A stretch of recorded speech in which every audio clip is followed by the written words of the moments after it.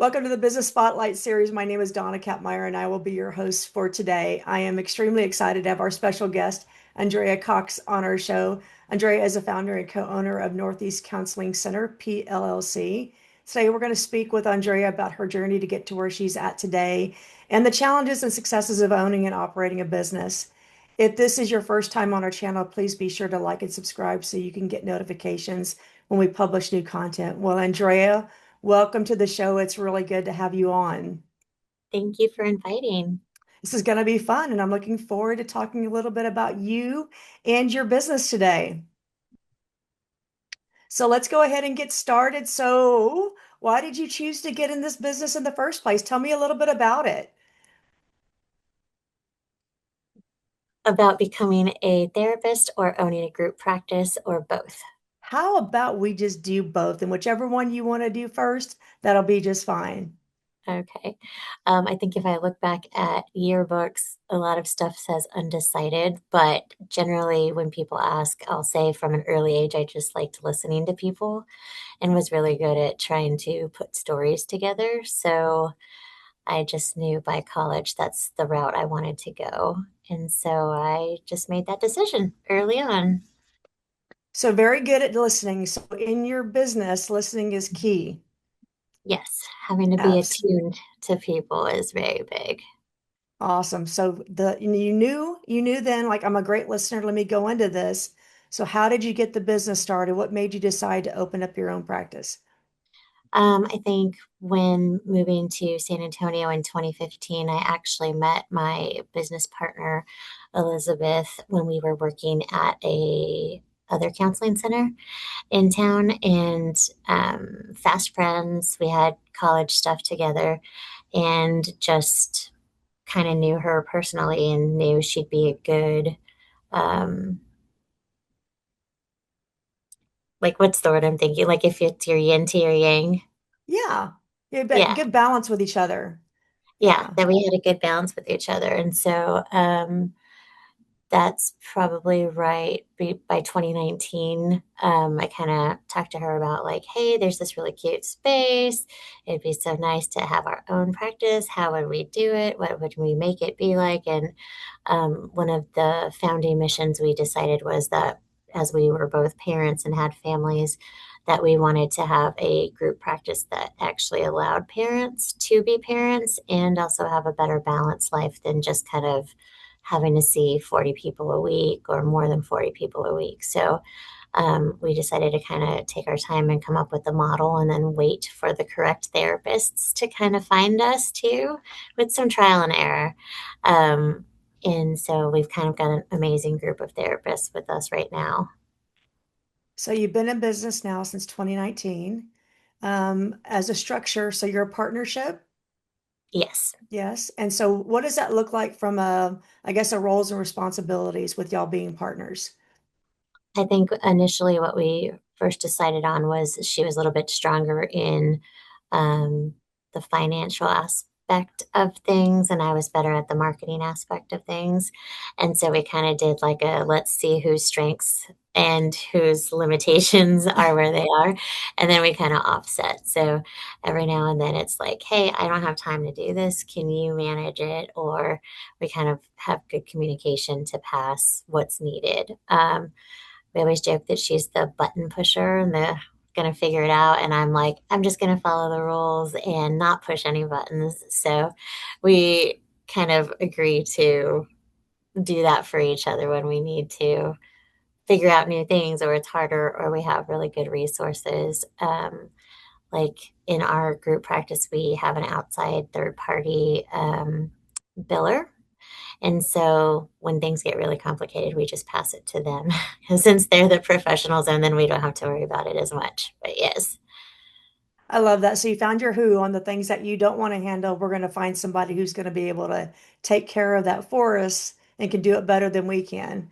absolutely. I know there's a lot of other business owners that take so much time to do that. And at the beginning of the business in 2020, 2021, we did that a lot. And that was a lot more time away from family that impacts you to do your stuff by yourself. So, yes, absolutely. If we can outsource to someone who's going to do it better and faster, with a little bit of cost, then that's something we agreed to do. What a great lesson learned with that. Love that. So, let's talk a little bit about your business. So, let's dive into that. Who does your business serve? What does that look like? Our business serves well, it's called Northeast Counseling Center, and it's because we were already on the northeast side of town.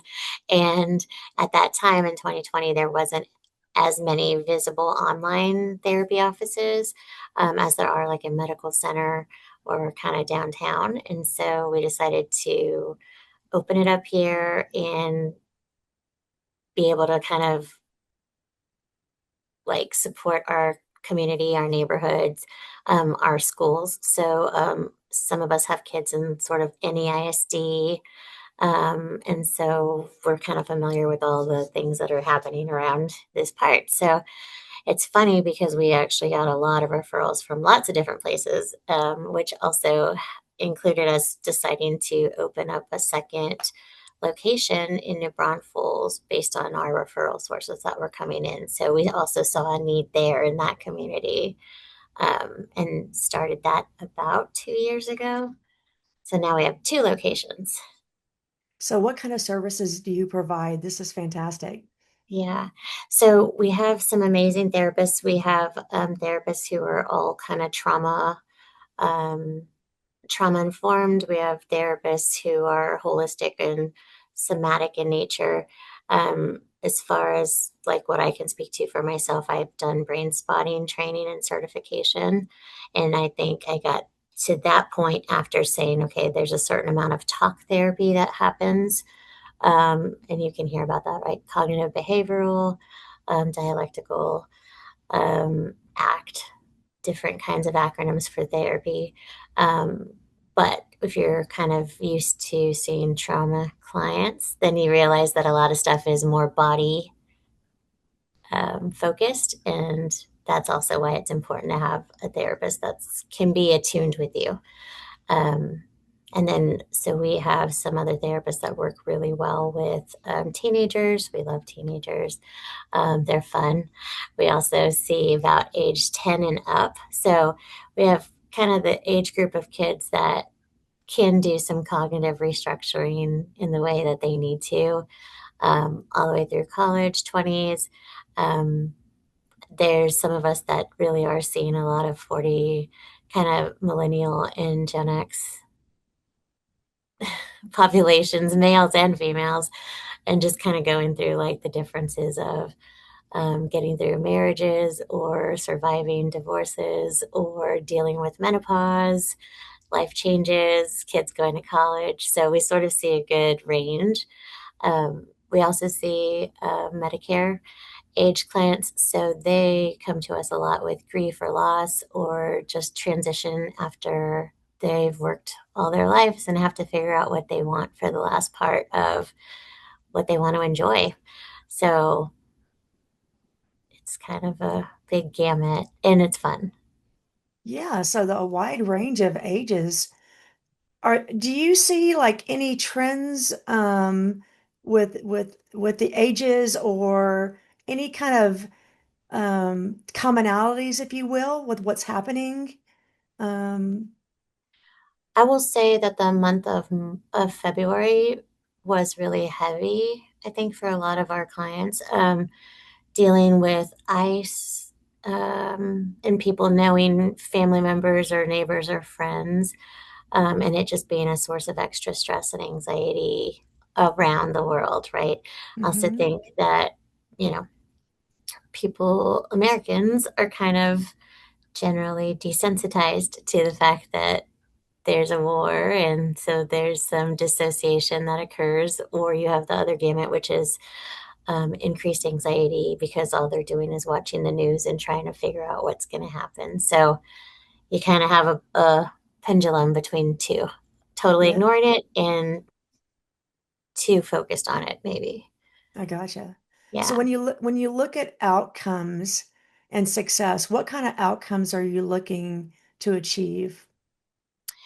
From the business perspective, I think one thing that we look at with our therapists is we look at like their retention rate. So if they're getting new intakes and they're getting new people, are those people sticking with them? And so if those people are sticking with them, well, 4, 5, 9, 25 sessions later, what is it about that match that actually was good? So was that a good fit personality wise? Was that just a good fit in general for your expertise? And that's another thing that we try to do at our center upon intake is we try to match which therapist is going to be a good fit and not just Mhm. kind of put you with whoever has an open spot. And so I think that that adds to us having higher retention rates with population. So that's a big one. The other one is when we check in kind of quarterly with our therapists, right? We're checking to see like what's going on with their lives. Are they still kind of good and healthy enough to want to manage whatever their caseload is? We remind them to take vacations and put that on the calendar. Um, so we're generally trying to check in with like how are they doing as humans, how are they doing as parents, how are they doing with regards to therapy, because it is a tough job and you can get burned out pretty quickly. um, I think I answered that retention and So let's explore that a little bit more. So when you're looking at recruiting folks to be a part of your team, what kind of attributes are you looking for? I think that a huge attribute is, or the people that have come have either come being previous directors or previous higher company management, and they Hmm. realize the importance of the management aspect, right? Um, but they also know, based on the fact that they might have like 5 kids, that they're not wanting to do this whole independent practice themselves and get it going. And that if they could find a place that sort of feels like home for them and they get to just come and do the work and leave, and then they can take care of their health or they can take care of their family, then it's a win-win for them as well, right? Not working harder, working smarter. Yeah, it's about finding that balance and not Hmm. that added stress that they had previously. Right. So that's been a good indicator. We've had a couple of therapists that have done that that have been really well. We also have a couple of therapists who um, have actually like started out as like an intern or associate with us. So when they were in their last year of school, they kind of came and they understood the difference about how we ran our business. And so it's kind of fun to have those guys remind us, oh, yeah, you can find a really cool place to work that is not stressful and it's not burning people out as soon as they start. And it's respectful for them and their needs, and that we're kind of flexible and working around everyone's schedule too. So, Love that. yeah. Love it. So you got some growth going on. Where do you see this organization being in the next 3 to 5 years? In the next 3 to 5 years, I would hope that one of the goals that we talked about at the end of the year was just attempting to maybe get 2 to 4 more therapists and keep it kind of in that realm. So somewhere between maybe the maximum of 12 therapists total is I think what we could manage, right, with us keeping our own mission statement of balance. Um, but I also think it would help us just kind of continue to serve the people that we do. And then not everybody has to be overloaded with a need for therapy services, right? Um, One of our struggles, there's other businesses that are private pay only, and I always think that sounds amazing. But when you kind of research San Antonio too, the majority of San Antonians use insurance companies because they want to use their insurance or they want to use their EAP benefits. And so um, making sure that we were seeing people who wanted to use their insurance, and also keep in mind that we wanted to see Medicare and Medicaid clients because they definitely need quality therapy as well. And so we wanted to be able to be a place that they could come to. Very good. So we Yeah. talked a little bit about success on the end of the therapist. What about successful outcomes on the part of the patient or the person who's getting the services? What would you define as success for them? I think that if I Well, one, I would say that we do happen at this point in time, thankfully. We have good positive reviews on our Google responses. And so we've been told by a lot of clients that that's actually one of the reasons that they pick us anyway. So that's nice that previous clients have written good things about us or therapists and the services that they've received here. Um, I was going to say word of mouth kind of referrals are like another interesting way. Sometimes, it's like I told my best friend about you, and then I told my family member about you, and then it's like all of a sudden there's all of these relatives that are somewhere scattered through the therapists, not us knowing it, but patients kind of saying, oh, I made these other people start coming to therapy. So I think it's kind of exciting still to get people who have never been to therapy before kind of come in and be less scared after they've left the first session, or they'll say, that's not at all how I thought it was going to be. Kind of changing the model from what it looks like on television to what it is here, kind of built purposely to look like a living room or more comfortable. So I think word of mouth, kind of Google reviews. Um, I think at one point we might have, I'm trying to recall because this would have been around 2022, but I think we tried to do like a little bit of a Google form kind of check in, like, hey, is there anything that you would change kind of from the physical part to some of our older clients, just Mhm. to sort of see if they had recommendations, for Nice. things that we could change or if they were okay. So, yeah. Very good. Very good. That referrals are a wonderful thing. Word of mouth is a wonderful thing, and that's really good validation of what Hmm. you do. And what you do is so important. Being in business for 6 years, you've had some struggles, successes. If you could share a couple of things with business owners that are watching this podcast, what kind of things or lessons learned would you share with them? I think making sure you do your research before you start something is really helpful. I think the exciting piece, right, is like, I'm gonna make a logo or this is the fun website or it's these kinds of things that get you excited and going, but making sure you kind of research what your business model is going to be, making sure that you have some KPIs in place, making sure that you use your own resources. So if you have other people that are in the same business or different businesses, kind of checking in with them to find out if there is a piece that you're missing. Um, the big one. If you know that you can't do it or don't have the time to do it, then yes, resource out for sure. Even if there's a cost to it, that will save you so much more time in the long run. And time, there is no price on the time, especially when you first start and you just feel like everything is about your business almost all the hours of the day. And then I also think there's a piece of transition somewhere in the middle where you're going, I think we used to do it this way and I can't remember, but we did it some way.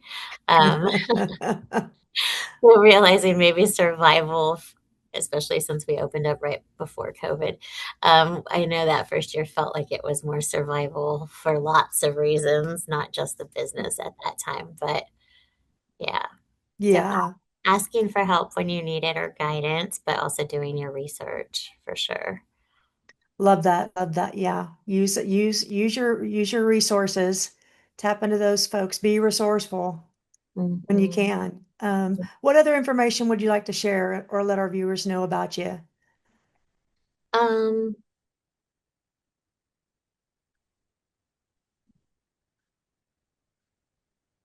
as in What's the just best way for folks to get in contact with you? How about that?